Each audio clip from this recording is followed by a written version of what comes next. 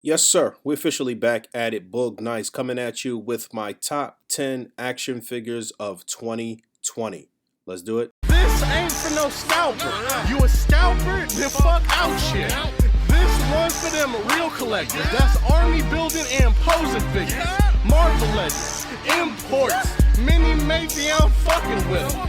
Hype beast, we know about you. Stay buying figs, don't know about it. So this is going to be pretty quick and to the point. I took quite a bit of time deliberating and I need to get this video up and out so I can move on to other things I need to get accomplished this week. These are all figures that I purchased in 2020 that I really like and that I think are going to get a lot of playability. Obviously, there were a ton of really nice figures in 2020, some that I did not get to purchase, so if I didn't purchase it, it can't make my list, although I can recognize there are some really cool things that probably should be on the list, but this is my personal list, so I gotta stick to things that I've actually purchased. But yeah, like I said, I want to breeze through this, so coming in at number 10, I'm going with the Figma Berserk Armor Guts. This was a redeco or a re-release. I did not get this figure the first time around. So they did two things. They updated the paint on the overall figure and they actually gave you a new sword because the first sword that came originally with the redeco figure wasn't right. There was some malfunction and it broke easy. The paint wasn't right. So they actually sent everybody a replacement. And I have been trying to build up my collection of characters from Berserk for quite some time. So I was really happy to get this one. It is a beautifully crafted figure, a little on the delicate side, but photographs really nicely.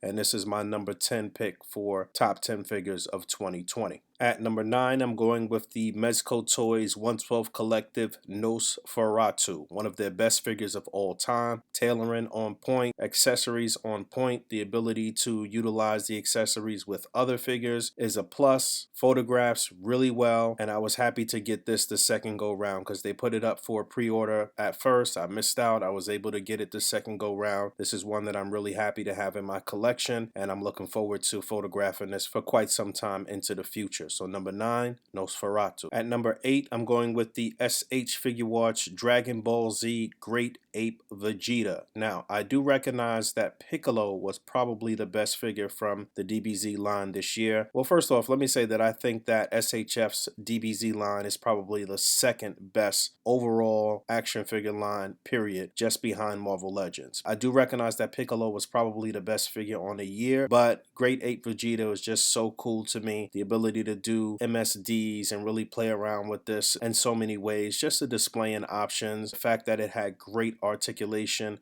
I really wish the paint applications were a little sharper, a little more vibrant, but it's just a fun figure overall. I'm going to have a good time getting out there to find other smaller DBZ figures to scale with this and do a lot of MSD displaying. So this was one of my favorites on the year. Number 8 is going to be Great Ape Vegeta. Number 7 is going to be the SH Figuarts Star Wars The Mandalorian IG-11 figure. I almost stopped collecting Star Wars figures from SHF altogether in 2020 after being so disappointed with the look, the feel, just the overall whatever we got with the Mando figure, the first Mando figure. But this IG-11 came out so nice and was so well put together that it made me kind of stay on board, and I'll be looking forward to a few different things from SHF Star Wars in 2021. But this figure was so nicely crafted, well put together, great articulation. He looks good. The size and stature is better than the Black Series version. This is one of those times where the import, the more expensive import, is actually a better bang for your buck in my opinion. I think the Star Wars Black Series version of IG-88, IG-11 are not that great, especially in comparison to this guy. So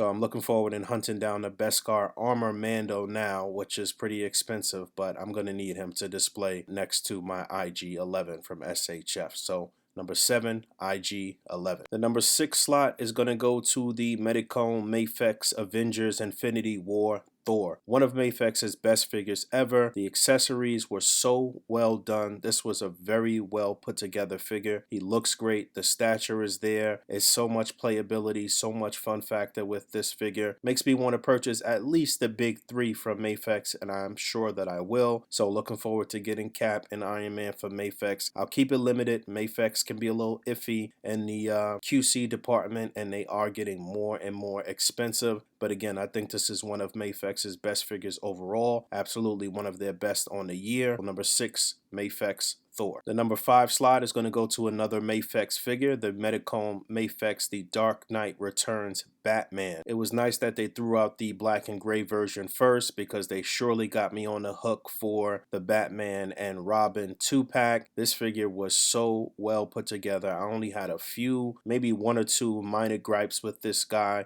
I think the look was great. I think the cape came out really nice. The best adaptation that we've had in 6-inch figure form, in my opinion. Definitely shitted on the Mezco version, which was Mezco's first 1/12 collective figure. And like I said, I'm looking forward to more characters from this particular storyline from Mayfex. I'm looking for more swaps, and it's going to be really cool to have our Carrie Kelly Robin for the first time in 6-inch form, I believe. No, not the first time, but definitely the first time from Mayfex. I would love if they put together a suited sort of Bruce Wayne from this particular storyline too. Like I said, just looking forward to more characters. Sky's the limit with this particular story, and I hope Mayfex really delves in deep on this. Number 5, The Dark Knight Returns Batman. Number 4 is going to go to the Amazing Yamaguchi Revoltech Cable. I've had Deadpool for quite some time. No question that you need Deadpool's partner in crime and his time-traveling buddy Cable. Cable is one of Revoltech's best figures. I almost gave up on Revoltech as well. I hadn't really been purchasing any of their other stuff outside of Marvel. I didn't purchase any of the DC stuff or any of the My Hero stuff. I had actually got turned off from my last purchase, which was Psylocke, because something of hers broke. But this Cable came out really nice, looks pretty good in a vanilla stance. You know, Revoltech figures are really made for dynamic posing, but obviously you can do the dynamic stuff and you can do some more vanilla stuff with him as well. Again, just the ability to pair him up with Deadpool, the look, the build, it's a better sized figure or a better sized Cable than the damn Mezco Cable that we got. So that's why this one had to make my list. Number 4, Revoltech Cable. My number 3 slot is going to go to the Hasbro Marvel Legends retro carded Spider-Man. Of course, Spidey's got to make my list as one of the top 10 figures for 2020. Not going to be number 1 this year. See my top 10 Marvel Legends of 2020 video to get more insight on that. I think that once they update this buck or update Spider-Man on this buck a bit more, he will end up being the best 6-inch Spider-Man of all time. I'm looking forward to that, but he definitely had to make my list. Number 3, Retro Spider-Man. My number 2 slot is going to go to another Hasbro Marvel Legends figure. It was actually my number 1 figure from Marvel Legends for 2020, the Deluxe War Machine. Beautifully crafted, great accessories. He looks phenomenal next to Iron Man. It's a brother, it's a black character. Can't go wrong. Marvel Legends is doing their thing. I think they were once again the best toy line in 2020. Number 2 slots going to War Machine. And my number 1 slot, my favorite figure of 2020, my figure that'll probably get just as much burn as Spider-Man from me in 2021 as far as displays go. I feel like this is full circle for me as a collector, because this is where the journey began for me some 30 some odd years ago when I started collecting figures. The Hasbro Classified Series G.I. Joe Beachhead is my favorite figure of 2020. He's going to come in at my number 1 slot. Again, G.I. Joe is what got me into collecting as a kid. That's where this all began for me. So to finally get a 6-inch line, fully posable,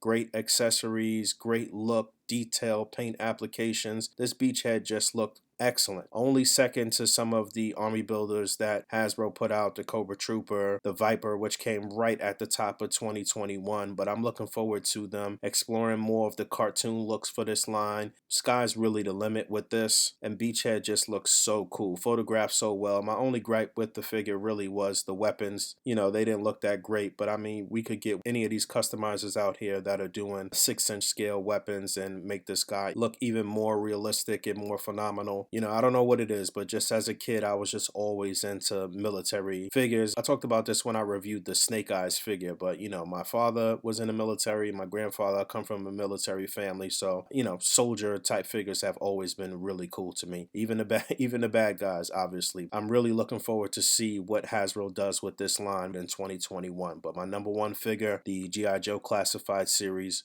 Beachhead. Alright, let me know what your top 10 of 2020 were. Hit that bell down there, rate, comment, subscribe, and until next time, peace.